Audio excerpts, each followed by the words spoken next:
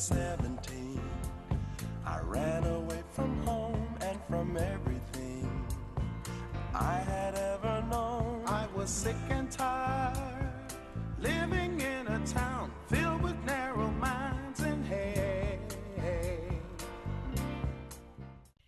Hello, I am Claudrine Jackson, and I want to thank you so much for tuning in to A Spoonful of Comfort. And I hope you are remembering that you can give comfort as well as get comfort, and that a spoonful is the very minimum that you can give, the very minimum of anything you can give someone. Your spoonful of comfort might be a smile, a kind word, a pat on the back. Even my son, who you've heard me talk about many times, who has a handicap, wants to give comfort. So I'm reminding you and me that we can give comfort. I am the author of 3 books. One is Let There Be Light, which is a book of poems, which is no longer for sale. The second one is Inspired by Autism, which was inspired by my son, who is handicapped by autism. And the third one is A Spoonful of Comfort, which is the same name as this show. And it's on the internet. So if you wanted to see A Spoonful of Comfort, the blog, if you go to a spoonfulofcomfort.org, you can not only read my blog, but you can see some artwork done by my son, because I'm always trying to show what he can do as opposed to what he can't do, which are many things that he can't do. So I have a very special guest in the studio today. But before I introduce you to my guest, I want to say a few things about the weekend news. Of course, the big news this weekend was the royal wedding. Now, I don't know if you are interested in the royal wedding or not, but there are some interesting things about the royal wedding that I wanted to point out to you. One of the interesting things was the diversity of it. We were all surprised by the number of Black people who were included in the service. And it had to be approved by the Queen. So now I have a new realization about the royalty. Everything that was done had to be approved by her. There was all this pomp and tradition and men on horses, which I really liked, the royal grays and carriage and the tradition from hundreds of years that England has had. And she had to approve all of that. And I thought, this lets me know, she's going to approve the horses and all that, but to approve the number of Black people that were included. And Bishop Curry, who gave one of the longest addresses, which he wasn't supposed to. He was only supposed to talk for 6 minutes, but he talked for 14. A Black bishop from Chicago. And he spoke about love. And he said that the royal couple chose the scripture that they wanted him to speak on, which was about love. And he also said that their love is a part of the greater love, that society needs more love. And the fact that we had a woman who broke all traditions coming together with the royal family and them accepting her and embracing her, and Prince Charles even walked her down the aisle. Now, who would have thought that? But the other thing I liked is that Prince Charles was so kind to her mother, taking her hand and giving her attention, which I thought was really impressive. One of the other things that impressed me was all the charities that they invited. So that really touched my heart. They invited over 2,000 people who are running charities, not just from England, but from all over, to be there. And one of the charities, one of the people they interviewed for the charities, it's similar to the Purvis Jackson Foundation charity, which the charity that they interviewed helps fund people who have someone suffering from cancer. They help fund them with coming to the treatments and taking care of their lodging and things like that. So the fact that instead of them inviting presidents and prime ministers and people like that, they reached down and invited people people who are charitable. I thought that was very important, and that was very touching to me. Also, they had thousands of people from around the world who attended, and some of the people spent 3 nights camped out. Now, I can't imagine anything that would want to do bad enough to spend 3 nights camped out, but they did, and there were thousands of people lining the whole procession. Um, the Black Gospel Choir, that surprised me. I think it's the Kingdom Choir, and they sang "Stand By Me," and they did a beautiful job. But the reporters said that the people on the street were also singing "Stand By Me." So it was a moment that brought people from all over the world together, because there were reporters there from all over the world. And Bishop Curry said, a young couple fell in love and the world showed up. So it was such a hopeful event. And we don't know what the future holds, but I believe that their motives are sincere and pure, and that they want to help a lot of people with their charities. And that really impressed me. And there were people, like I said, people from all over the world. Now, I don't know if I could have made it there, because the women had to walk up a cobblestone hill in their high heel shoes on the path to the church. I don't know. I probably would have taken my shoes off and embarrassed myself by walking on the cobblestones. But it was such a momentous event, and it's the beginning of a new era in the royal family and in how diversity is viewed in the world. So I just wanted to talk about how impactful it was. And then the other news over the weekend was another shooting at a school in Texas, in Santa Fe, Texas. And the school shootings are becoming almost normal, and that's terrible. But during the Billboard Music Awards, now my husband used to be featured in Billboard prominently, because the Spinners were in Billboard all the time. So we used to get a subscription to Billboard. But Billboard was not giving awards during his time. So during the Billboard Music Awards, the host, Kelly Clarkson, said they wanted to do a moment of silence. But she said, I'm tired of doing a moment of silence. Instead of doing a moment of silence, why don't we do a moment of action? I agree. The action for all of us who can vote, that's our action. We can vote out the people who don't want gun control, who are under the influence of the NRA, because these school shootings and children not being comfortable in school, it's just nothing I ever would have thought would happen in America. I want to give you my contact info. You can email me at Jackson Claudreen, CLAUDREEN, at sbcglobal.net. And the Purvis Foundation is Post Office Box 04422, Detroit, Michigan 48204. So I'm going to take a short break, and when I come back, you will meet my very special guest. Stay tuned.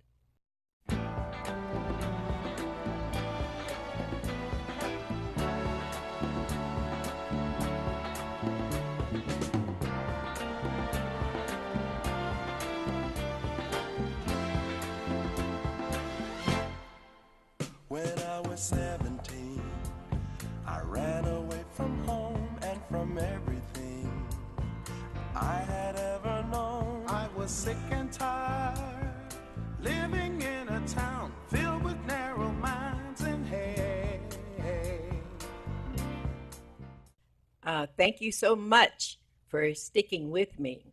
Now, the song you just heard is a part of a project that my special guest, who is an Iraqi war veteran, Perry Holmes, is in the studio. And he wrote that song, which is why I wanted you to hear it. And he is going to tell you the story of how the song came about. Hi, Granny. Thanks so much for having me. I should say I co-wrote this song with Okay. songwriter Maya Sharp. Okay. Uh, it's a really great program. My mom, your daughter, she was reading an article in People magazine, and the article was talking about this amazing program that helped soldiers find some type of catharsis through songwriting. It was like an organization that Mary Judd and Darden Smith, who they're the co-creators, came up with.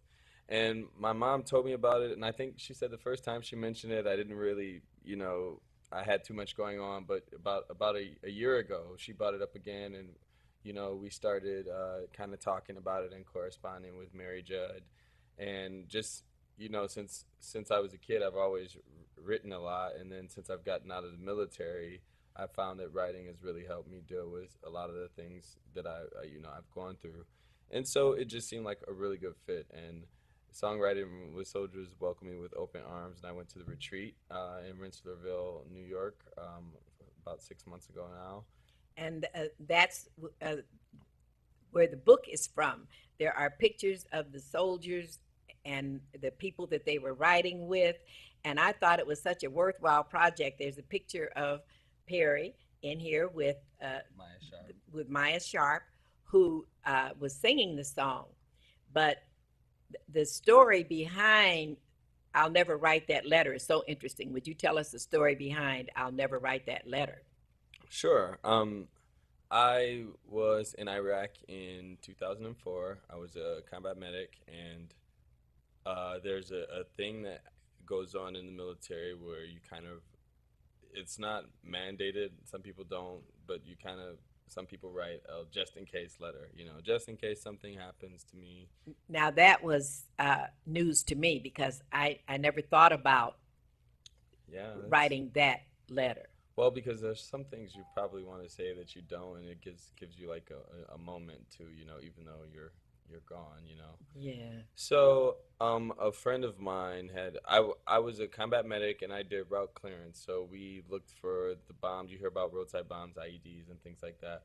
I was a medic for the guys who every day we would go out and make sure the routes were clear for convoys to come with supplies, with people, food. And sometimes we would get hit by IEDs, and one of the times we got hit by an IED, I lost a good buddy of mine, and he had just probably a day or two before that written like a just in case letter home to his wife of less than like a year or about a year, and his 3-month-old baby they just got back from seeing. So it just really affected my life and how I see things. So that story has always stayed with me. That experience has always stayed with me. And so when I got to the program, it just kind of came out in song. And what you went through, you just made it sound so normal. Well, I've had to. Checking, what did you say? Checking for explosive devices Oh, and yeah. helping the people that might have found them accidentally. And Yeah, and the crazy thing is it was in 2004, so this was like right when everything was. I mean, when we first got to Iraq, we didn't even have up armor. Now you hear about up armor vehicles. They're like the big beige vehicles that are like really thick. When we got there, we were doing route clearance, but we only had like the open back, like green oh old. Yeah, my. yeah. It was a really intense job, and I was only 20. You definitely don't necessarily know the severity of like what you're getting, or at least I didn't. You know. And when I went to his graduation from boot camp, and then I went to your advanced My his AIT. first training was at Fort Knox, and I found there is a real Fort Knox. Then my advanced individual training, AIT. That Was was that was in Sam Houston, Texas. San Antonio? Right, but the fort was Fort Fort Sam Sam Houston, Houston. yes. So I went to both of these ceremonies, and I looked at all the people who were graduating. They were young. Yeah, I yeah, mean, we are sending our young people off to, you heard what he said, checking the route to make sure there weren't explosive devices. We're sending our young people to do things like that. And why? You know, the people who choose to do this, a lot of them have never even served, as the people who are talking now. So, how do you feel about that? People who have never served, sending people into situations like that. I think for them it's I don't know. People have ulterior motives nowadays. It's not necessarily about for country or honor. You know how people say. Some things are lobbyists. Some things are Yeah. people have things going on where they're making profit. But I will say that it's tough for like young soldiers like me. Like I'm 34. I got out of the military now in 2007, so I was much younger. I've been fighting for the benefits that were promised to me through the government and the military ever since I got out of the military. And because I don't have any like actual physical wounds, I was diagnosed with PTSD, anxiety, panic attacks, and I've learned how to weather it in life, but it's been tough because the military doesn't properly compensate a lot of the young soldiers who come out, and because they don't have any physical things visibly wrong with Yeah. them, they have a harder time assimilating back into society because of the things that they're dealing with inward that people can't necessarily see. I appreciate that, and that's one of the messages that I wanted you to get out, because how could you go through what you went through and not come back Yeah, with PTSD? yeah, I mean, that is nothing that you'd ever been prepared for. But I remember when he was going into service, and I'd say, Perry, it's going to be so hard and it's going to be so different. And he said, well, Granny, the Army prepared us for everything. Do you remember that? yeah. Well, But they prepared us as much as they could the Army could not prepare for for what? some of the things that. Yes, Yeah, no, yes, there's no way to prepare you for yes, some of the things you've seen.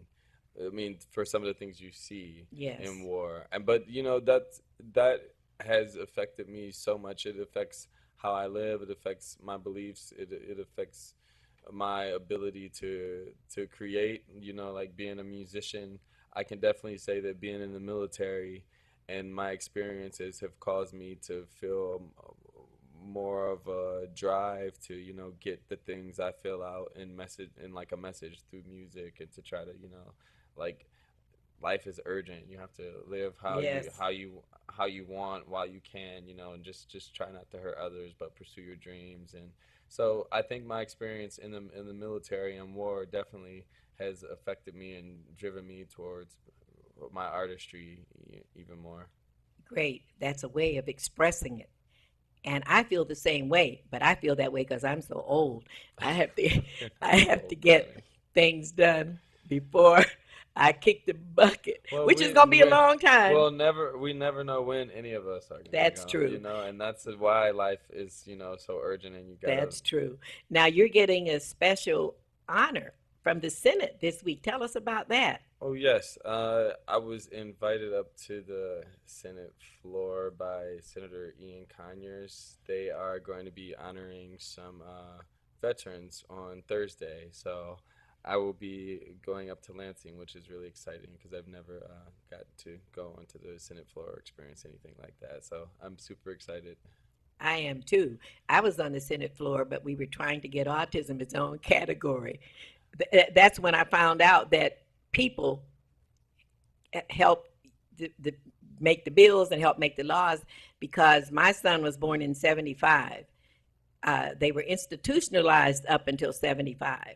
Autism did not have a category. So we parents had to go to the Senate floor to get a separate category for people with autism. Well, see, you've been doing activism for autism for many years now. So Yeah, I retired from it. I thought, while I was teaching, I thought I'd retired from autism, but I guess for me, there's no such thing. But one of the things about uh, autism is when I was working on different committees and I saw people with different disabilities, as you have seen with veterans. And it let me know that I am capable, I have my faculties. I feel a responsibility to people with handicaps such as my son.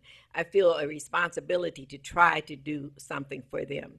So that's one of the motives for me doing a TV show. I will say what you were just saying. I definitely do feel a responsibility myself because there's so many young veterans who come back and they're dealing with alcoholism, they're dealing with homeless, they're dealing with all these different things that make it harder for them to pursue getting their benefits and to be able to create an environment for themselves where they can recover and get back to normal life.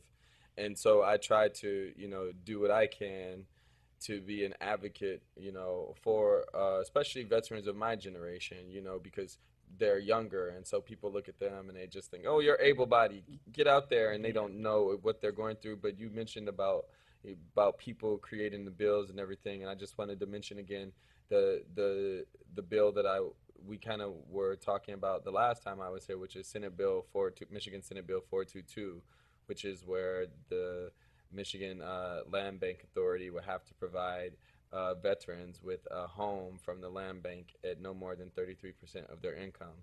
So that's a bill that, because of what I've been through, as far as trying to, create like a solid ground to recover on when I got back from the military, that I understand that a lot of veterans returning home need housing, Yes, need a yes, stable place to live. And yes. so you were just talking about it's about the people creating the bills and the people getting out there and making sure that these things get done and taking care of each other. And we as a nation, we owe that responsibility to our veterans. They put their lives on the line, and some of them come back with appendages missing, or some of them don't come back, or some of Yeah, them come back with exactly. PTSD. And what they are asked to do is so amazing that we should not uh, balk at doing anything for our veterans. Um, but since Perry came back, one of the things you've done is put a lot of your music on Reverb Nation. Can you tell people about Reverb Nation? Oh yes. Well, I discovered Reverb Nation a couple years ago. When I first got back, I was like testing music on YouTube and a couple other platforms. But I found that Reverb Nation, I have my bio. I can link all of my music. It kind of, it gives you charts so you can kind of just compare your progress against, like other artists in the area. And my music has been doing really well. Like, and it's going up in the charts on Detroit and everything like that. And some of my music is being curated for bigger projects. Hopefully, I've been notified about a few things, so we'll see if anything comes of it. It's really exciting. Well, now, how do people reach you on Reverb Nation? You can just go to reverbnation.com/Perry Holmes, PerryHolmes, reverbnation.com/Perry Holmes. All right.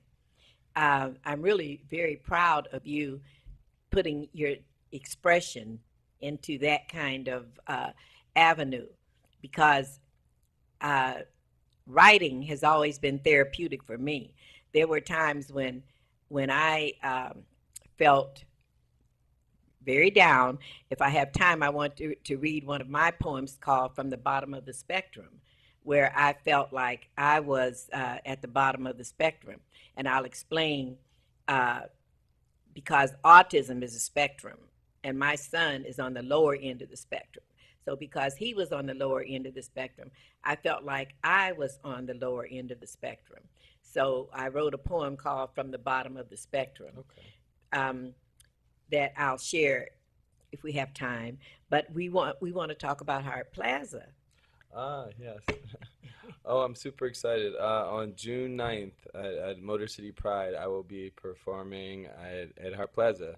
So I believe it's at 2:30 on the festival stage. And then I'm also going to be opening for Martha Reeves that same day. I don't know the exact time, but I'm really Is excited that about going to that. be at Hart Plaza Yes, also? it's the same event, two different stages, two different times. That's going to be exciting. Well, I've been working on my music for so long now online, and everything has been taking off that I just decided why not, go for it. And, I applied to be one of the performers there, and they were nice enough to accept me. So I'm super excited. It's one of my first times, doing like a whole set of my own music all live and everything. So I'm excited to see, how it's all going to turn out. Yeah, that's going to be great. Did you say that you're doing something with the veterans?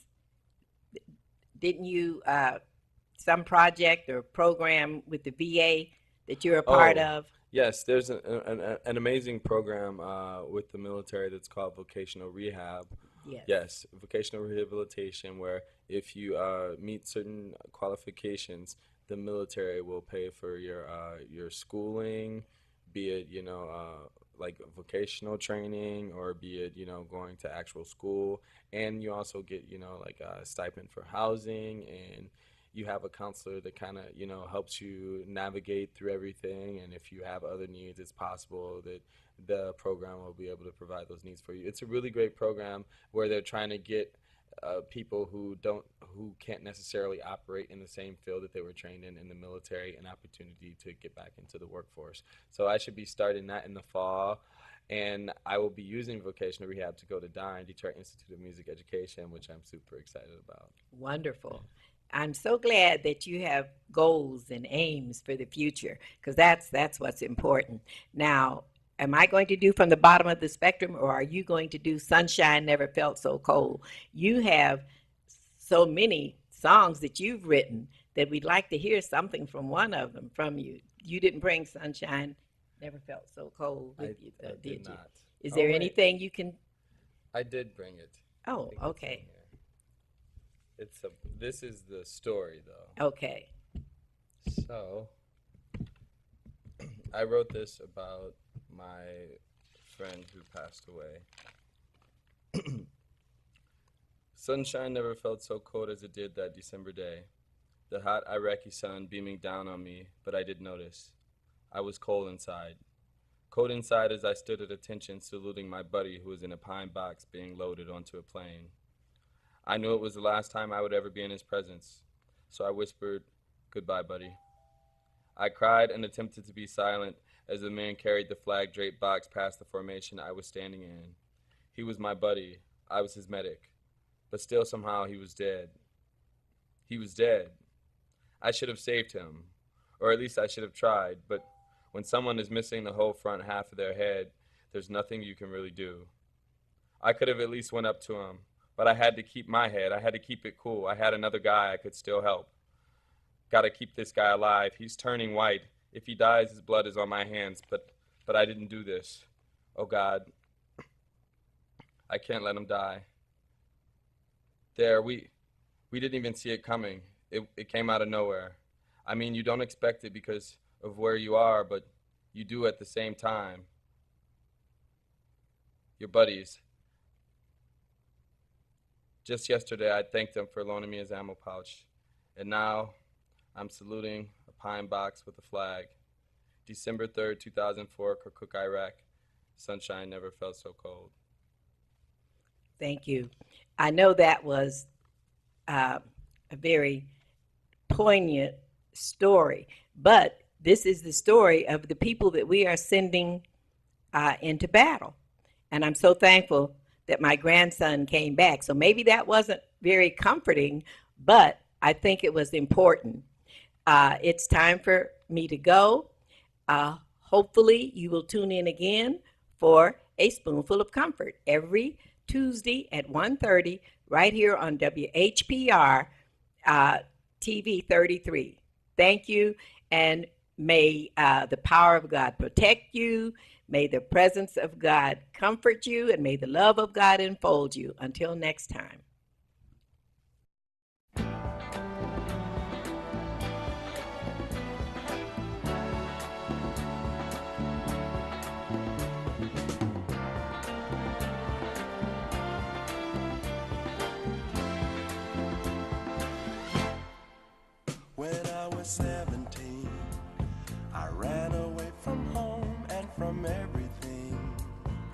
I had ever known. I was sick and tired